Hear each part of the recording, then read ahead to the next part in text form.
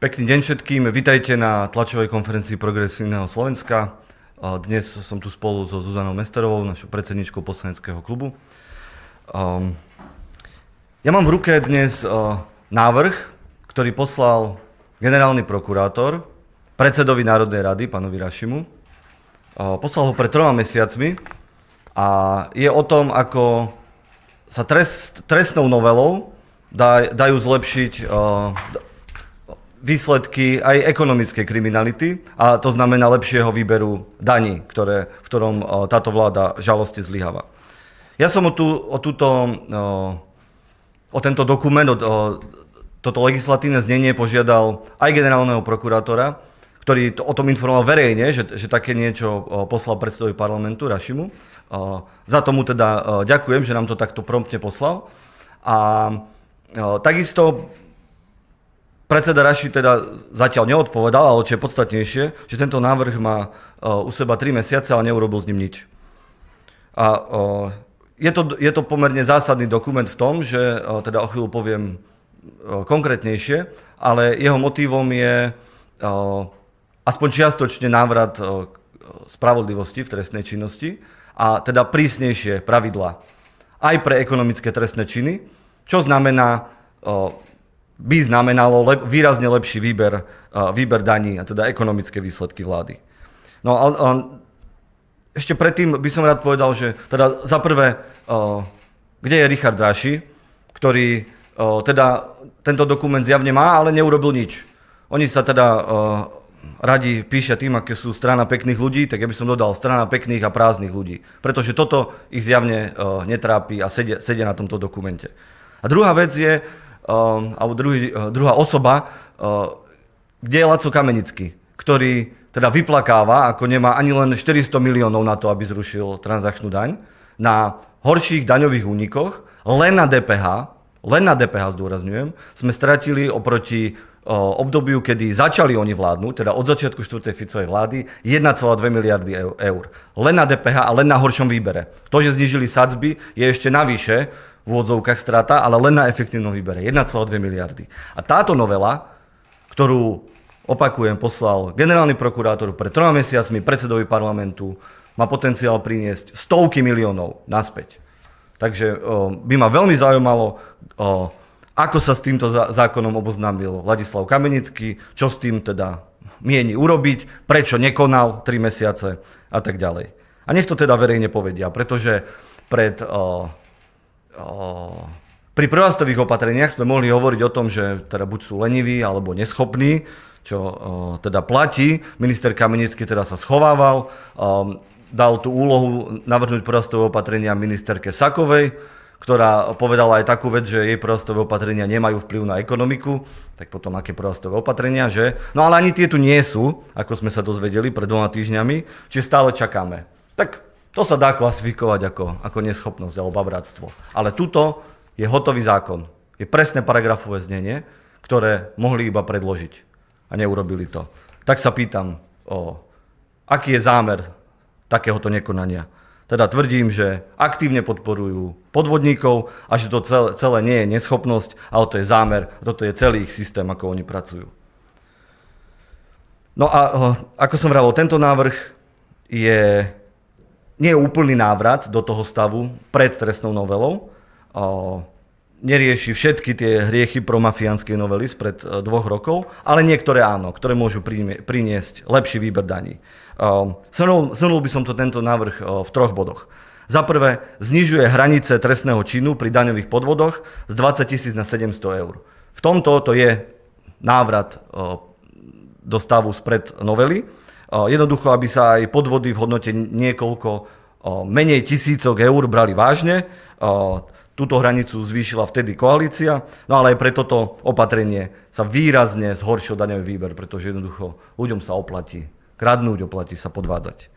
Druhý bod je, že ako výnos z trestnej činnosti by sa na základe tejto novely počítal aj ekonomický prospech akéhokoľvek druhu.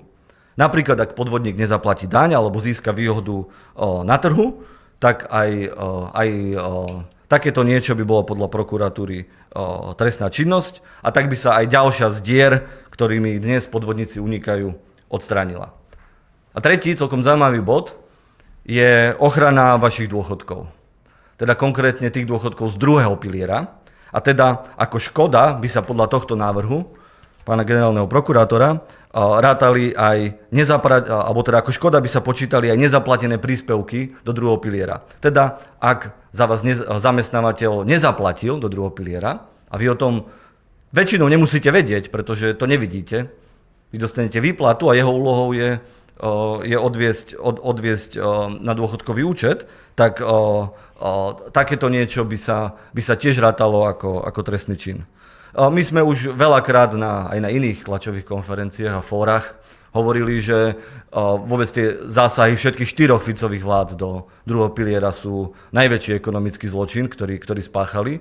Mnohým z nás, teda 2 miliónom sporiteľov, ktorí sú dnes v druhom pilieri, výrazne znížili dôchodky. A to v stovkách a tým najlepšie zarábajúcim a mladým dokonca aj viac ako 1,000 eur mesačne. A to hovorím o dnešných cenách, teda v budúcnosti to bude ešte viac, vzhľadom na infláciu a podobne. To sú obrovské sumy peňazí. Mesačne stovky eur sme stratili všetci.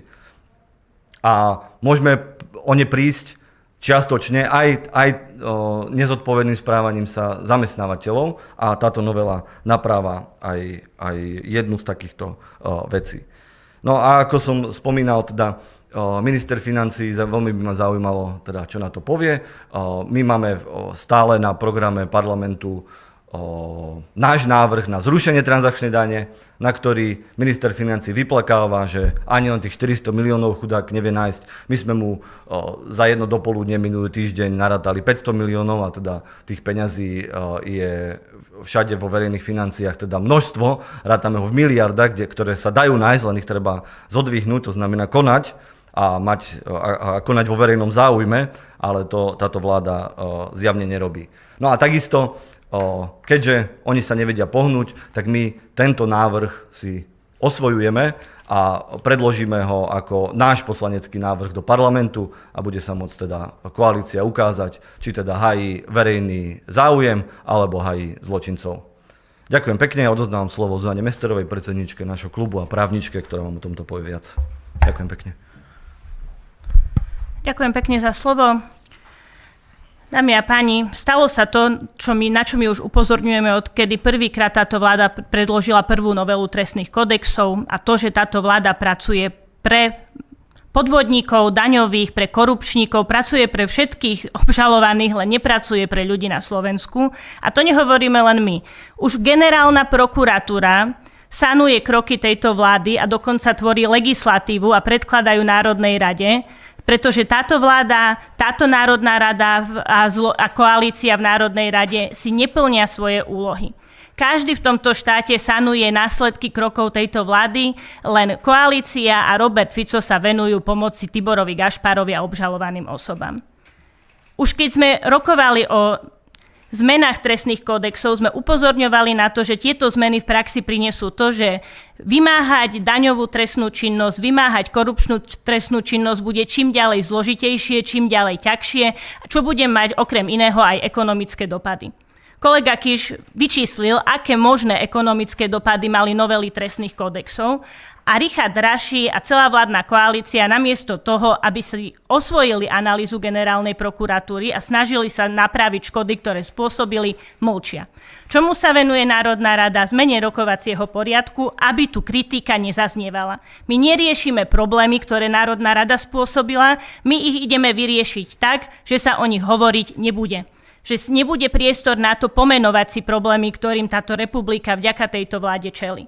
Generálny prokurátor veľmi jasne povedal, že odkedy platia novely trestných kódexov, takmer o 50% sa znížila možnosť efektívne vyšetrovať a odsúdiť daňovú trestnú činnosť. My si tento jeho návrh osvojíme, dopracujeme ho aj v kontexte s našim kladivom na korupciu a predložíme ho Národnej rade na rokovanie na septembrovú schôdzu, lebo evidentne záujmom strany Hlas, Richarda Rašiho a celej vládnej koalície nie je naprávať škody a nie je efektívne vymáhať dane a odsúdiť trestnú činnosť, ale máme tu napríklad na programe zákon o kajúcnikov, ktorý ešte viac paralizuje vyšetrovanie trestnej činnosti, ešte viac znemožní vyšetrovanie organizovaného zločinu, Všetko robia preto len, aby pomohli tým ľuďom, ktorí parazitujú na verejných financiách, ktorí sa dlhodobo obohacujú na našich daniach, ktorí sú schopní páchať trestnú činnosť, aby sa obohatili. Týmto ľuďom doručujú adresnú pomoc, tak kým oni sa venujú tomuto, my sa budeme venovať sanovaniu škôd, ktoré spôsobujú. Ďakujem pekne, teraz je priestor na vaše otázky.